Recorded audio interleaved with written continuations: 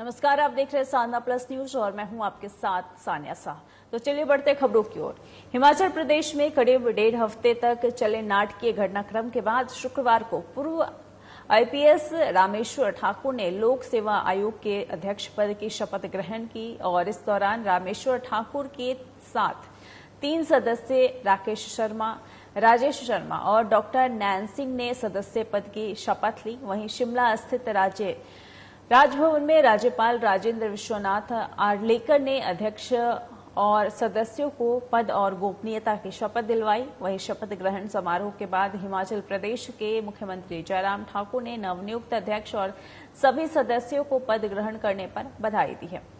उन्होंने विश्वास जताया है कि अध्यक्ष और सभी सदस्य पूर्ण निष्ठा के साथ अपना काम करेंगे। वहीं हिमाचल प्रदेश लोक सेवा आयोग के नवनियुक्त अध्यक्ष रामेश्वर ठाकुर ने कहा है कि पूर्व निष्ठा के साथ अपना कर्तव्य निभाने की कोशिश करेंगे।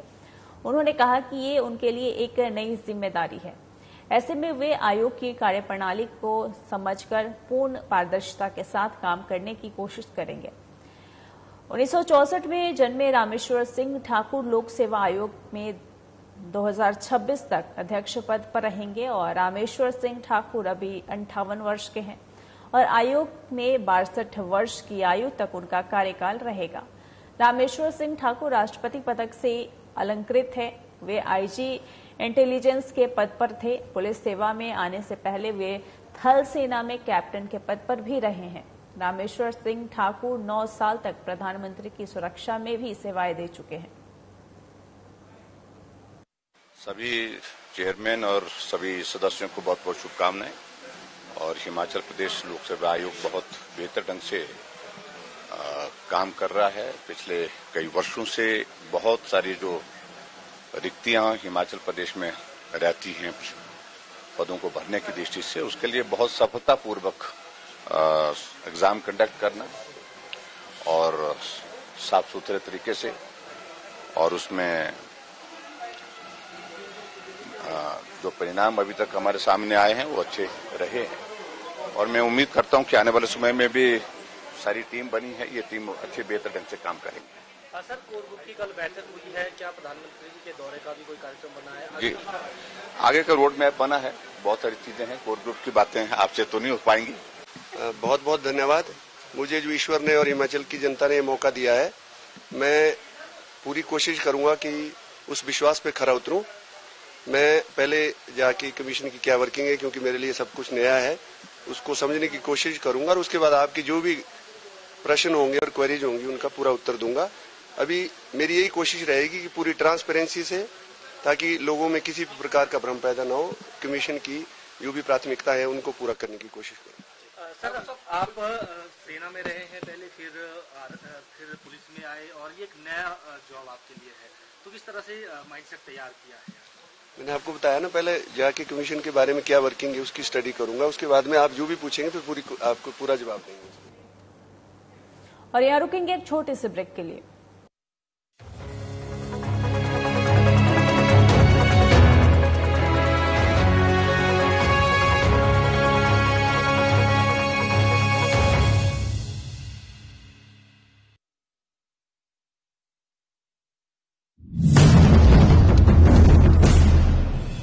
केंद्र सरकार का एक इंजन जिस योजना को शुरू करता है, राज्य सरकार का दूसरा इंजन उस योजना को तेज गति से आगे ले जाता है।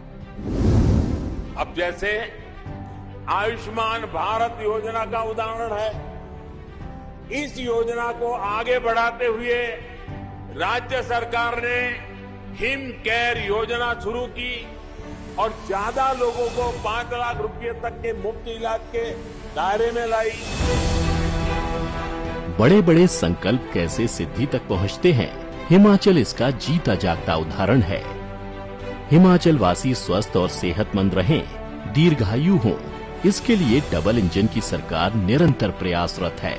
केंद्र सरकार की आयुष्मान और राज्य सरकार की हिम केयर योजना गरीबों का संबल बन रही है। इन दोनों ही योजनाओं में 5 लाख रुपए तक के उपचार की निशुल्क सुविधा दी जा रही है। आयुष्मान या हिम केयर कार्ड होने पर मरीज सरकारी या चुनिंदा निजी अस्पतालों में निशुल्क इलाज करा सकता है। मेरी मदर श्रीमती फूला अवस्थी, जो कि जनवरी 20 में अस्पताल में दाखिल हुई थी। इनको अस्थमा प्रॉब्लम थी और बीपी और थोड़ा हार्ट की प्रॉब्लम भी हो गई थी। हमने हिम केयर कार्ड बनवाया हुआ था, जिससे इनको एडमिट होने पर पूरी सुविधा प्राप्त हुई, फ्री में दवाइयाँ मिली। गरीब परिवारों के लिए जो कि अपना रोजी रोटी कमा के दवाइयों का खर्च नहीं पूरा कर पाते हैं, उनके लिए ये बहुत अच्छी योजना है। हम इस सरकार का बहुत धन्यवाद करते हैं। गरीब की पीड़ा को करीब से समझने वाले जयराम ठाकुर ने ये सुनिश्चित किया है कि राज्य में कोई भी व्यक्ति पैसे की तंगी के कारण इलाज से वंचित न रहे। हिम केयर योजना में प्रत्येक पात्र लाभार्थी परिवार के 5 सदस्यों को शामिल किया जा सकता है। अगर किसी परिवार में 5 से अधिक सदस्य हैं, तो उनके 2 कार्ड बनाए जाएंगे। इस योजना का लाभ प्राप्त करने के लिए कोई आयु सीमा निर्धारित नहीं की गई है। डबल इंजन सरकार की दोनों स्वास्थ्य योजनाएं जरूरतमंदों की पीड़ा दूर करने में संजीवनी साबित हो रही हैं। हम एक गरीब फैमिली से बिलोंग करते थे जी, और सरकार ने हमारे को बहुत हेल्प दी हिम केयर कार्ड की जी। इस हिम केयर कार्ड की वजह से आज मैं दूसरी बार भी ठीक हो गई जी। मैं सरकार का बड़ा बड़ा धन्यवाद करती हूँ जी। राज्य में आयुष्मान भारत योजना के तहत 4,32,000 परिवारों को गोल्डन कार्ड जारी किए गए हैं। जुलाई 2022 तक इस योजना में 1,49,000 लाभार्थियों को 187.53 करोड़ रुपए की निःशुल्क चिकित्सा सहायता उपलब्ध कराई गई। जो परिवार आयुष्मान भारत योजना के पात्र नहीं है या सरकारी अथवा सेवानिवृत्त कर्मचारी नहीं है, ऐसे लोगों के लिए जयराम सरकार की हिम केयर योजना मददगार साबित हो रही है।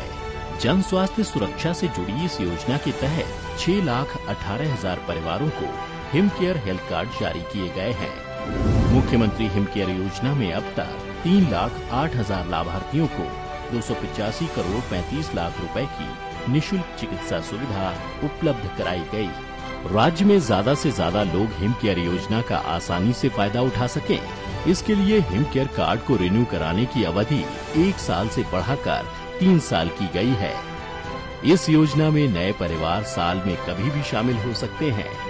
इस वित्त वर्ष राज्य की विभिन्न जेलों में बंदियों को भी लाया गया है। पूरा और निःशुल्क इलाज मिले सबको, यह था हमारा सपना। आयुष्मान भारत हिम केयर से बना स्वस्थ हिमाचल अपना। आयुष्मान और हिम केयर के साथ स्वस्थ हिमाचल का सपना हो रहा साकार।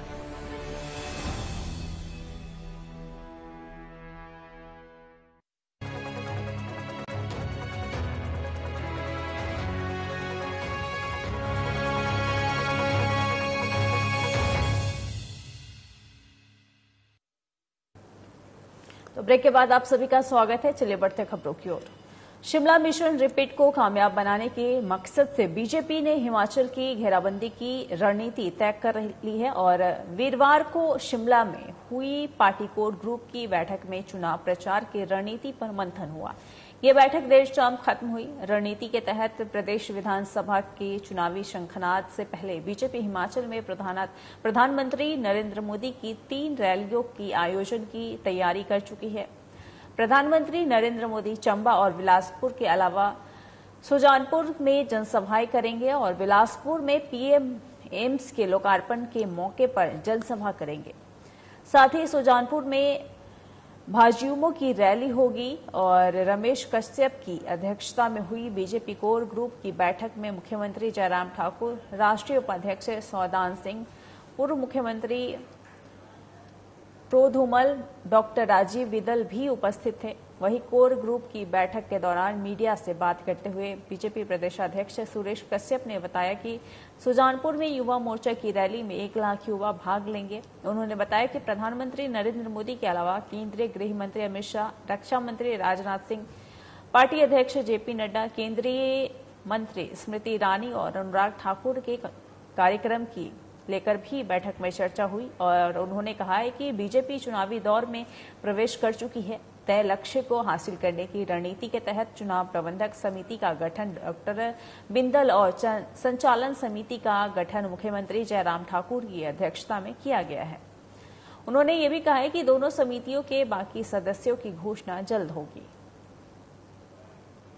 आज कोर कमेटी की बैठक हमारी अभी चली हुई है, अभी पूर्ण नहीं हुई है, लेकिन बहुत सारे विषयों को लेकर चर्चा की गई। हम जानते हैं कि हम चुनाव में जा रहे हैं और समय दिन प्रतिदिन जो है निकलता जा रहा है, बहुत कम समय हमारे पास है। इस दृष्टि से अभी 2 दिन पहले ही हमने शीर्ष नेतृत्व से चर्चा करने के उपरांत प्रदेश की चुनाव समिति, चुनाव संचालन समिति और चुनाव प्रबंधन समिति उसकी घोषणा की थी, जिसमें प्रदेश चुनाव संचालन समिति के अध्यक्ष श्री जयराम ठाकुर जी जो प्रदेश के मुख्यमंत्री हैं और चुनाव प्रबंधन समिति के अध्यक्ष श्री डॉक्टर राजीव बिंदल जी जो नाहन के हमारे लोकप्रिय विधायक हैं, उनको ये दायित्व दिया गया है। और आज उसी से संबंधित जो हमारे विभिन्न सब कमेटियां इसके बाद बनेगी, उसको लेकर विस्तृत रूप से चर्चा की गई। हम जानते हैं कि जब चुनाव का समय होता है तो विभिन्न व्यवस्थाएं हमको करनी होती है, तो उसको लेकर पूरे प्रदेश भर में किस प्रकार से हम आगे बढ़ेंगे, उसको लेकर सभी शीर्ष नेतृत्व से विवाद। तो वीरवार को हिमाचल प्रदेश के जिला ऊना में आम आदमी पार्टी के नेता और दिल्ली के उप मुख्यमंत्री मनीष सिसोदिया प्रदेश के लोगों के स्वास्थ्य की गारंटी दी और इससे आम आदमी पार्टी ने शिमला में लोगों की शिक्षा की गारंटी देने का दावा किया था। वहीं आम आदमी पार्टी की ओर से जनता को दी जा रही गारंटी को लेकर राज्य प्रवक्ता गौरव शर्मा ने शिमला में प्रेस वार्ता की है और उन्होंने कहा है कि पहले शिक्षा और अब स्वास्थ्य की गारंटी से हिमाचल प्रदेश के लोगों में उत्साह है। उन्होंने कहा है कि आम आदमी पार्टी दिल्ली में केजरीवाल के विकास मॉडल पर तेजी से आगे बढ़ रहे हैं। डॉक्टरों की कमी यहाँ पे खल रही है, जिसकी वजह से हमारे आज हिमाचल प्रदेश में जो स्वास्थ्य संस्थान है वो चरमरा गए हैं। आईजीएमसी के 2 डॉक्टर किसी संस्थान में जा रहे हैं, 2 डॉक्टर किसी संस्थान में जा रहे हैं और जो 6 मेडिकल केवल मात्र एक श्वेत हाथी के रूप में अन्य सरकारों ने खोल दिए हैं, उसमें जो है हिमाचल प्रदेश के लोगों को, जो हिमाचल प्रदेश के डॉक्टर हैं, आईजीएमसी से भेजा जा रहा है। ना आईजीएमसी ठीक चल पा रहा है, ना वो बाकी संस्थान ठीक चल पा रहे हैं। इसलिए डॉक्टरों की कमी को भी पूरा किया जाएगा और जितने भी टेस्ट हैं वो निःशुल्क होंगे, जितनी दवाइयां वो निःशुल्क होंगी। किसी भी प्रकार की स्वास्थ्य से रिलेटेड कोई भी समस्या हो, उसे हिमाचल प्रदेश में आम आदमी पार्टी है निःशुल्क प्रदान करवाएगी। ये तो सराहा के मॉडल डिग्री कॉलेज में समस्याओं का समाधान न होने पर अखिल भारतीय विद्यार्थी परिषद ने सरकार के खिलाफ मोर्चा खोल दिया है और सरकार के खिलाफ खूब नारेबाजी की। आपको बता दें कि सराहा कॉलेज में प्रोफेसर की कमी, ग्राउंड का न होना और कॉलेज में एनसीसी का नहीं होना, फिजिकल एजुकेशन के प्रोफेसर की मांग जैसी कई चीजों को लेकर कॉलेज में छात्रों ने विधायक समेत बीजेपी नेताओं को ज्ञापन सौंपा है, जिसके बाद भी सरकार ने सराहा कॉलेज को लेकर किसी भी तरह की उचित कदम नहीं उठाए हैं और जिसके बाद छात्र संगठन उग्र हो गए हैं और छात्र संगठन ने नेताओं को चुनाव में इसके परिणाम भुगतने की भी धमकी दी है।